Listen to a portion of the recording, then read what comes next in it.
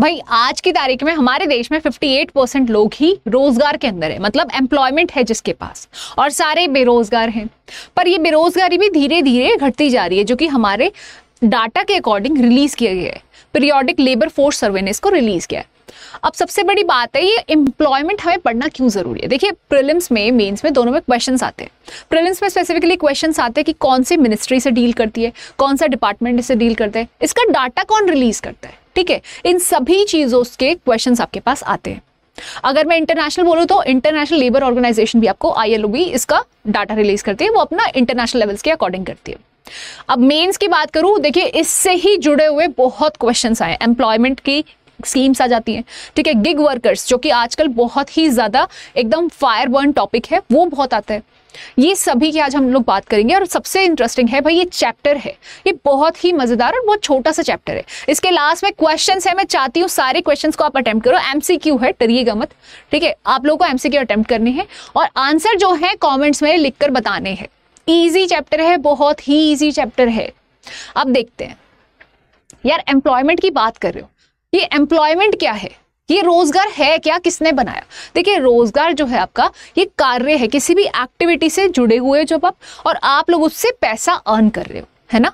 कैसे कार्य हो सकते हैं, मैंने बोला देखो मैं टीचिंग कर रही हूँ, मैं पैसा कमा रही हूँ। आपके फादर या मदर हो सकते हैं बैंक्स में हो, तो वो लोग वहां से अपनी सर्विसेज देके पैसा कमा रहे हैं। इसी तरीके से हो सकता है किसी की शॉप्स हो, या फिर हो सकता है किसी की और कोई सर्विसेज देता हो, जैसे कि मैंने कहा सैलून हो किसी का। इन सभी से जब वो अर्न कर रहे हैं पैसा, वो एम्प्लॉयमेंट में है, ठीक है, क्योंकि वो एक ऐसी एक्टिविटी कर रहे हैं जहां से वो पैसा अर्न कर रहे हैं। अब यही चीज यहाँ पे लिखी हो सकता है कोई कृषि, मतलब कि प्राइमरी सेक्टर से शुरुआत करके फार्म्स में कोई काम कर रहा हो और अपनी फसल को बेचकर पैसा कमाता हो, ऐसे ही फैक्ट्रीज में, बैंक्स में, और ये सभी चीजों में। और एक और चीज हमें नहीं पता चलती है, कोविड-19 पेंडेमिक के समय पे हमें ये पता चलता है कि भाई यहाँ पे एक वर्क फ्रॉम होम, डिजिटलाइजेशन के थ्रू वर्क फ्रॉम होम भी हो सकता है, और वो काफी बेहतरीन तरीके से हो सकता है। बहुत सी कंपनी ने आज के समय पे उसे अडॉप्ट भी कर लिया है और अभी तक कंटिन्यू कर रही है ना। अब आता है वर्कर्स और एम्प्लॉयमेंट। यार देखो यहाँ पे वर्कर्स का मतलब है जो लोग काम कर रहे हैं, ठीक है, चाहे वो किसी के अंडर कर रहे हैं, चाहे खुद से कर रहे हैं, और एम्प्लॉयमेंट से जुड़े हुए मतलब रोजगार उनके पास है, अपनी खुद की जिंदगी में लाइवलीहुड जो है वो खुद से कमा के अपनी जिंदगी का गुजारा कर सकते हैं। अब यहाँ पे कुछ डाटा दिया हुआ है, देखो डाटा में बोला हुआ है ग्रामीण क्षेत्रों में तो है 42.3%, मतलब रूरल एरियाज में, और अर्बन एरियाज में है 37.7% एम्प्लॉयमेंट, राइट। इसी में अगर मैं मेल और फीमेल में कहूँ ना यार, सबसे बड़ा डिफरेंस यहाँ पे है कि भाई मेल्स की जो एम्प्लॉयमेंट है वो 54% है, मतलब 55% तक वो जो मेल है वो तो एम्प्लॉयड है। पर मैं वुमेन्स की बात करूँ तो यार ये एम्प्लॉयड यहाँ पर नहीं है। वर्कर पॉपुलेशन रेशियो की अगर मैं बात करूं, इसी के अकॉर्डिंग क्या है कि भाई ये सारी इकोनॉमिक एक्टिविटीज अपनी GDP में कंट्रीब्यूट करते हैं। इसका मतलब ये है कि अगर वुमेन्स भी पेड वर्क में, ठीक है, पेड वर्क में चले जाए तो शायद से इनकी भी कंट्रीब्यूशन के कारण GDP काफी इंक्रीज हो सकती है।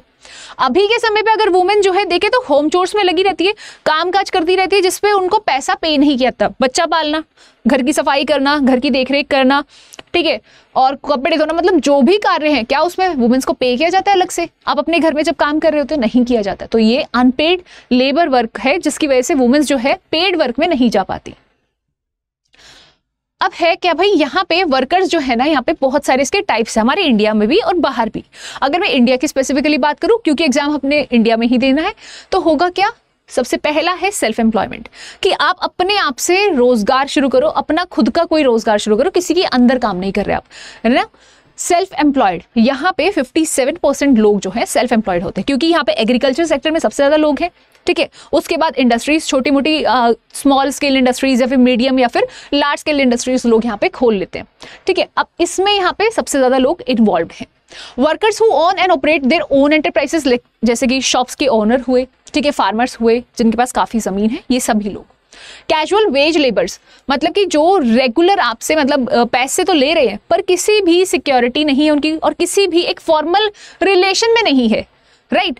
कैसे, मैंने कहा जो भी वर्कर्स टेम्परेरी हायर्ड होते हैं, जैसे आपके घर में कोई घर बन रहा है या फिर कंस्ट्रक्शन वर्क चल रहा है, वहां पे आपने देखे होंगे प्लम्बर देखे होंगे, मिस्त्री देखे होंगे।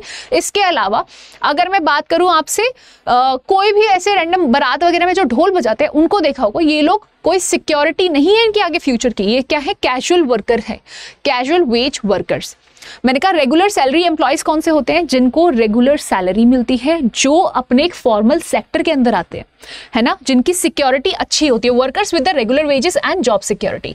कितने हैं? मैंने कहा यार ये है 21%। कितने हैं? मैंने कहा यार ये तो है 21%। एग्जाम्पल, चाहे वो गवर्नमेंट जॉब्स में है, चाहे वो आपके प्राइवेट जॉब्स में है, राइट? यानी कि स्वरोजगार जिसके अंदर 57% लोग हैं, अनियमित मजदूरी श्रमिक जिसके अंदर आप लोगों के 22% लोग हैं, और नियमित मतलब कि जो सैलरी एम्प्लॉयड है, गवर्नमेंट में है चाहे प्राइवेट में, 21% लोग। अब बात आती है एम्प्लॉयमेंट जो है, ये तो समझ में आ गया मैम हमें कि हो सकता है लोग अपना खुद का रोजगार खोल ले, किसी के नीचे काम करे या फिर ऐसे ही टेम्परेरी काम करते रहे। लाइफ का गुजारा तो कैसे भी हो जाएगा, लाइफ का गुजारा तो मांग के खाने से भी हो जाएगा, पर हम लोग इकोनॉमिक्स के टर्म में हर चीज रिलेशन से कर रहे हैं कि हम लोग कुछ डिलीवर कर रहे हैं यहाँ से, अपनी सर्विसेज, अपनी एक्टिविटीज, और वहां से पैसा में आ रहे हैं। मैंने कहा देखो ये चीज है ना और भी डीपली डिफाइन हो सकती है। कैसे हो सकती है यार? यहाँ पे होता है प्राइमरी 3 सेक्टर्स में विभाजित करके कि प्राथमिक, द्वितीय और तृतीय क्षेत्र। Primary sector, secondary sector and service sector, which means tertiary sector. ठीक है, अब भाई यहाँ पे सबसे ज्यादा जो लोग इन्वॉल्व है वो अभी भी आज के जमाने में भी यहीं पर इंडिया में इन्वॉल्व है, प्राइमरी सेक्टर में। अब प्राइमरी सेक्टर में कौन आता है? आपके फार्मर्स आते हैं जो कृषि करते हैं, जो भी किसी पशु का पालन करते हैं, ठीक है, पशु पक्षी जो अपने घर पे रखते हैं, उन सभी लोगों का भी किस में आएगा? ये प्राइमरी सेक्टर में आएगा। अब मैम आप ये क्या कह रहे हो भाई? बफेलो हुई, काव हुई, गोट हुई, शीप हुई, ठीक है, इन सभी को पालना, या फिर फिशरी हुई, ठीक है, या फिर खुदाई जो करते हैं, वो सभी चीजें नेचुरल जिससे चीजें होती हैं वो सारी आएंगी प्राइमरी सेक्टर में, जो भी नेचर के कुछ ज्यादा ही पास है। ठीक है, उन सभी में जो भी जॉब कर रहे हैं, जो भी एम्प्लॉयमेंट है, रोजगार में है, वो आएंगे प्राइमरी सेक्टर के अंदर। अब मैंने कहा सेकेंडरी सेक्टर में कौन आते हैं? देखो प्राइमरी सेक्टर से जो भी चीजें जाएंगी वो मैन्युफैक्चर होगी, है ना, वो चीज जो है प्रोसेस में जाएगी, इनपुट रॉ मटेरियल प्रोसेस में जाएगा और आउटपुट में कन्वर्ट हो जाएगा। तो ये कन्वर्ट होने वाली चीज मैन्युफैक्चरिंग और उद्योग जो है वो सेकेंडरी सेक्टर में आते हैं। तो ये सेकेंडरी सेक्टर आपका होता है जहां पे आपके लोग एम्प्लॉयड होते हैं मैन्युफैक्चरिंग में, मतलब कि किसी भी चीज का उत्पादन करने में, राइट? मैंने कहा भाई सर्विस सेक्टर, आज के समय पे सर्विस सेक्टर बहुत ही ज्यादा फैल गया है, बढ़ गया है, पर पहले ये बहुत ही नीचे स्तर पे था। लोग तो इसको बोलते थे कि भाई सेवा जो है इसको कार्य में लिया भी जाएगा या नहीं। क्यों? क्योंकि GATT, general agreement of tariff and trade ने भी कौन सा इसको लिया था? WTO ने आकर इसको सर्विसेज को और अपनी गुड्स को दोनों को इक्वल माना था। अब हम बात करें प्राइमरी सेक्टर की, जहां पे लार्जेस्ट एम्प्लॉयर्स हैं इंडिया के लिए, मतलब कि सबसे ज्यादा एम्प्लॉयमेंट कहां से जनरेट हो रही है आज के समय पे भी, यहाँ पे कृषि से ही जनरेट हो रही है, राइट? प्राइमरी सेक्टर से कह सकते हैं, कृषि से भी नहीं, प्राइमरी सेक्टर से। अब हम बोले कि भाई सर्विस सेक्टर, तो आज के समय पे प्राइमरी सेक्टर के बाद सबसे ज्यादा जनरेट हो रही है सर्विसेज आपकी, सबसे ज्यादा जनरेट हो रही है आपकी एम्प्लॉयमेंट सर्विस सेक्टर से। उसके बाद जाके आपकी होती है सेकेंडरी सेक्टर के अंदर से। जैसे यहाँ पे डाटा दिया हुआ है 58%, उसके बाद आपका डाटा दिया हुआ भाई सर्विस सेक्टर से लगभग 60% तो अर्बन एरियाज के लोग होते हैं। ठीक है, इसी तरीके से मैन्युफैक्चरिंग में सबसे कम वर्कर्स जाते हैं, क्योंकि मैन्युफैक्चरिंग जो है बहुत ही कम जगह पे खोली गई है और बहुत ही कम जगह पे उसका एक्सपेंशन हो पाया है। अगर मैं बात करूं ग्रोथ की, ठीक है, चेंजिंग स्ट्रक्चर ऑफ एम्प्लॉयमेंट, जब शुरुआती दौर देखोगे ना तो लगेगा कि इंडिया पूरा ही एग्रीकल्चर में है। ठीक है, इंडिया पूरा का पूरा प्राइमरी सेक्टर में है। आपको कहीं बहुत थोड़े लोग देखने को मिलेंगे जो कि आपके उद्योग में थे, सर्विस सेक्टर में नामात्र थे। ये यहाँ पे डाटा भी दिया हुआ है आपको कि किस तरीके से, देखो primary sector, secondary sector, service sector.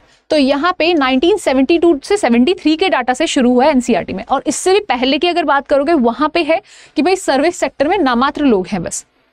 अब यहाँ पे आते आते 72 से 73 के दौर पे आते आते जब इंदिरा गांधी की सरकार थी, यहाँ पे प्राइमरी सेक्टर में 74.3% लोग थे।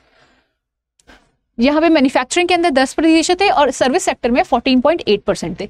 यही 1993 जब LPG की पॉलिसी आ गई, इसके बाद सिनेरियो चेंज हुआ, और उसके बाद आज के अगर हम समय की बात करें 2022 से 23 का डाटा NCERT में दिया हुआ है, उसके अकॉर्डिंग आप लोगों का प्राइमरी सेक्टर, प्राथमिक क्षेत्र में तो 46.1% लोग काम करते हैं, मतलब जो कृषि है, माइनिंग है, फिशरीज है, इन सभी की चीजों में कार्य करते हैं और यहां से अपनी लाइवलीहुड, मतलब यहां से पैसा कमा के अपनी जिंदगी का गुजारा करते हैं।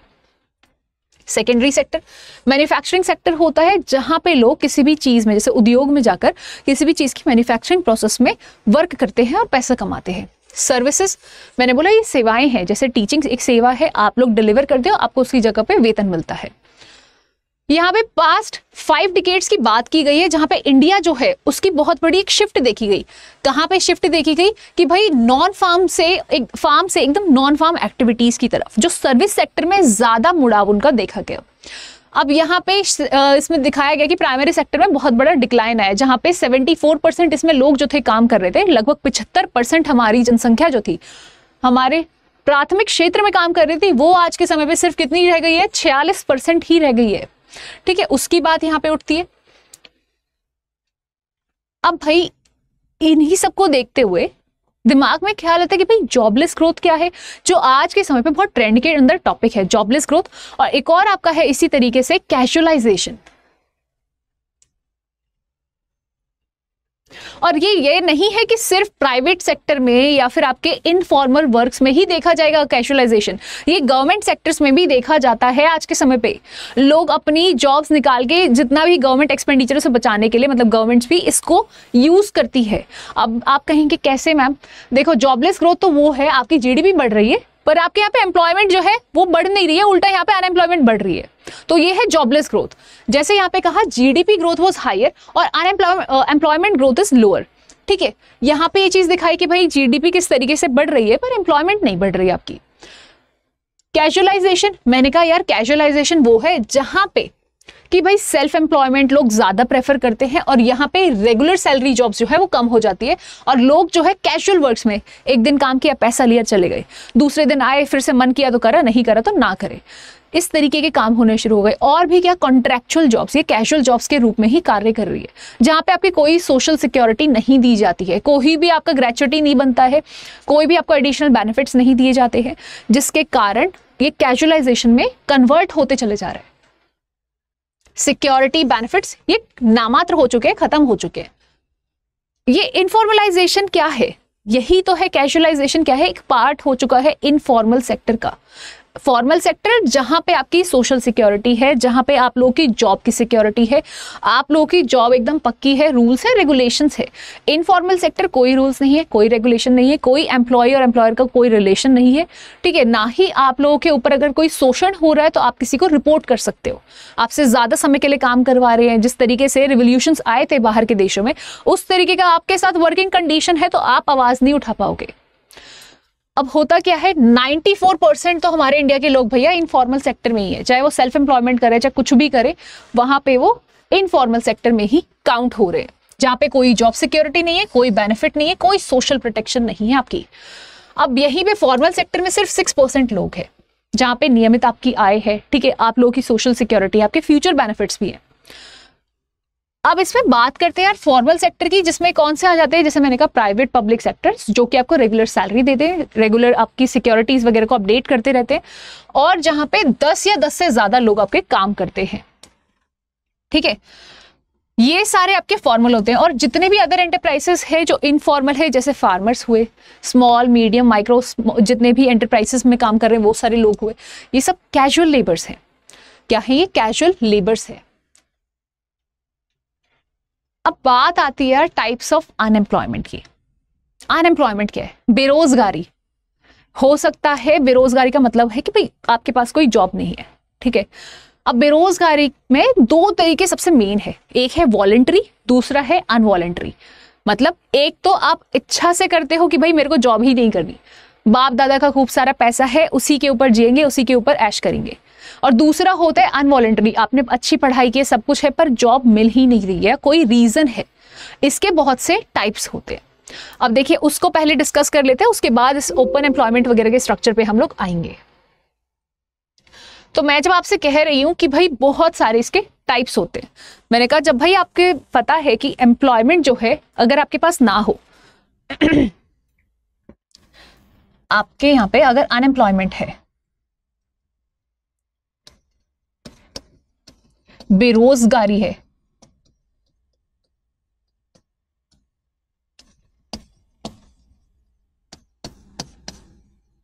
तो इसके बहुत सारे प्रकार होते हैं। पूछोगे मैम कैसे प्रकार? देखो, कोई लड़का लड़की कोई भी, मतलब कोई भी आज के समय पे अगर अनएम्प्लॉयड है, बेरोजगार है, तो भाई उसके बहुत सारे रीजन हो सकते हैं, चाहे वो वॉलंटरी हो, चाहे वो अनवॉलंटरी या फिर इनवॉलंटरी हो। अब इसमें होगा क्या, एक होगा अपनी इच्छा से कि नहीं करनी भाई, काम ही नहीं करना, और यहां पे कोई इच्छा नहीं है, रोजगार नहीं मिलता है, रोजगार ना मिलना।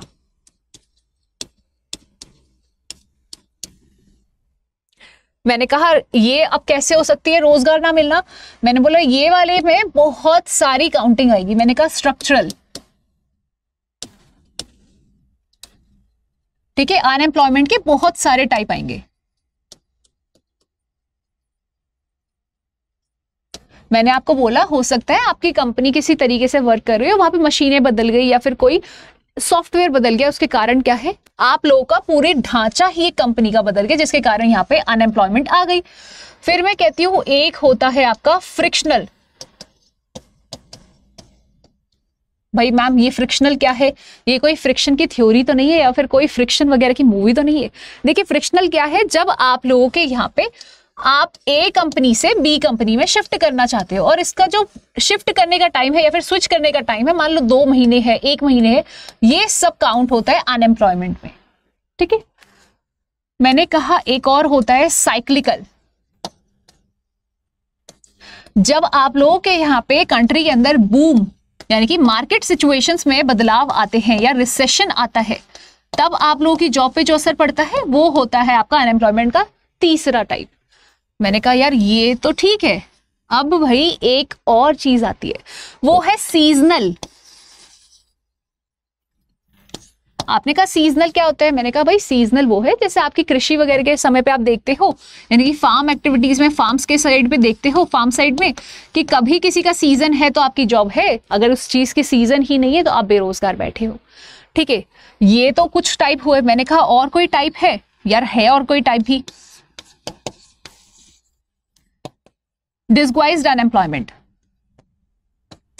अब ये कौन सा टाइप है? इसे हिंदी में कहते हैं छिपी बेरोजगारी। एक जगह पे सिर्फ 5 वर्कर्स की जरूरत है, वहां पे 10 वर्कर वर्क कर रहे हैं, वो 5 वर्कर जो एक्स्ट्रा है, मार्जिनल है, वो कहीं और जाके भी कमा के खा सकते हैं।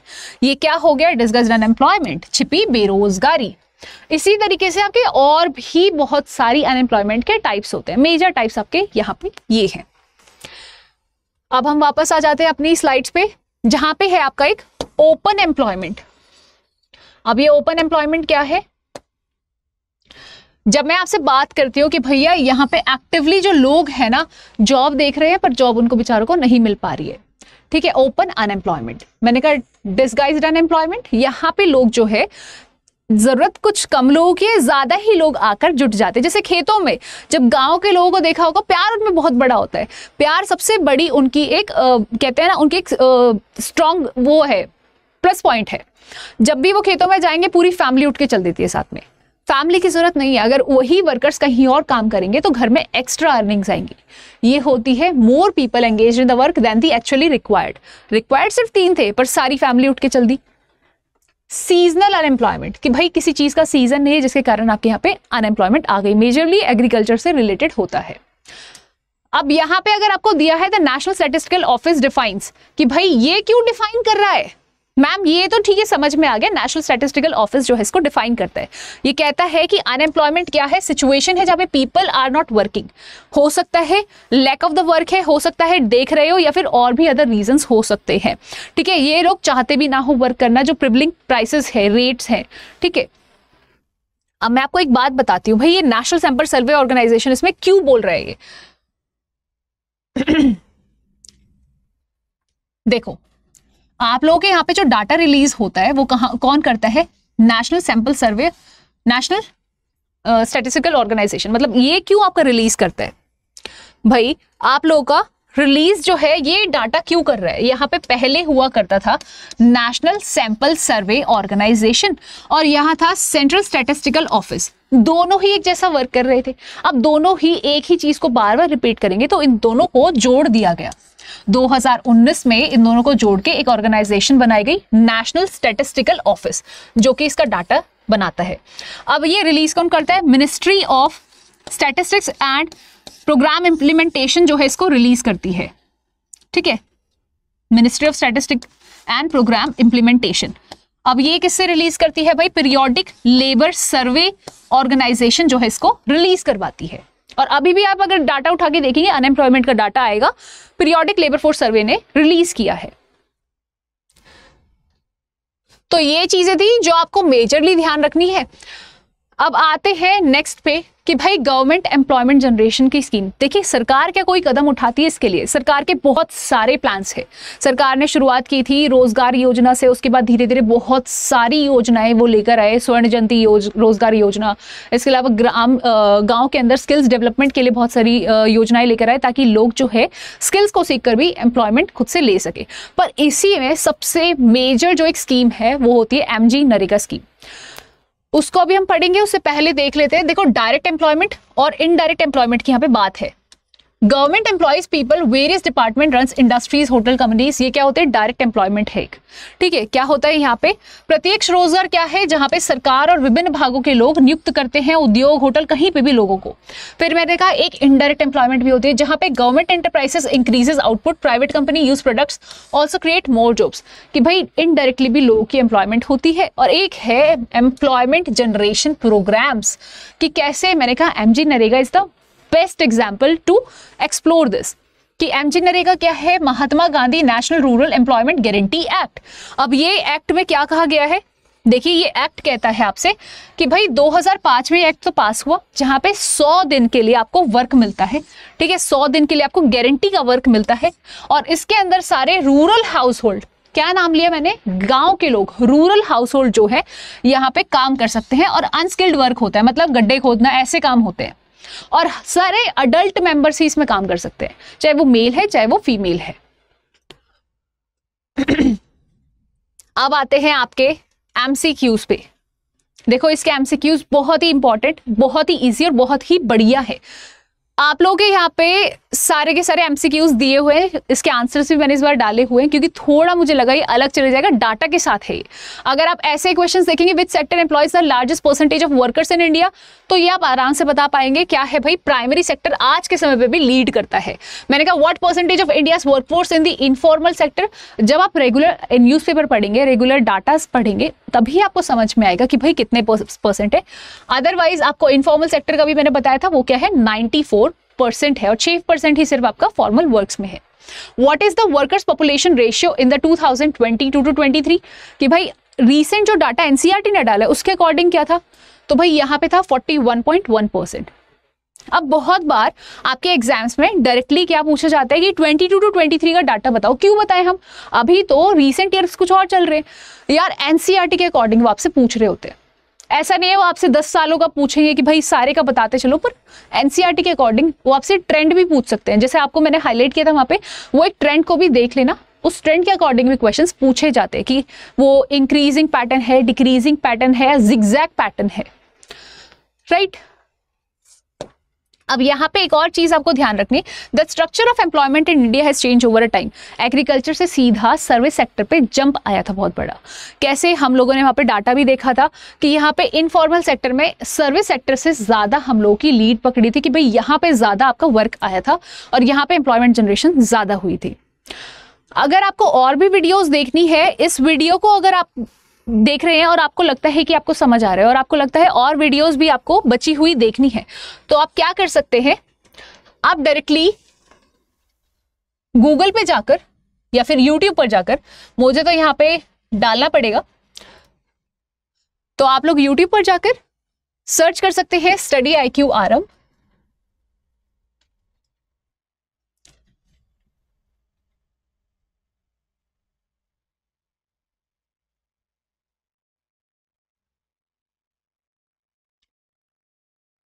और यहाँ पे आप लोग प्लेलिस्ट पे जाके इकोनॉमिक्स की अपनी पूरी क्लासेस जो है कंप्लीट कर सकते हैं, राइट। इकोनॉमिक्स की पूरी क्लासेस जो है यहाँ से कंप्लीट कर सकते हैं। ये तो आपकी पोस्ट आ गई, ये आपकी आ गई प्लेलिस्ट, राइट।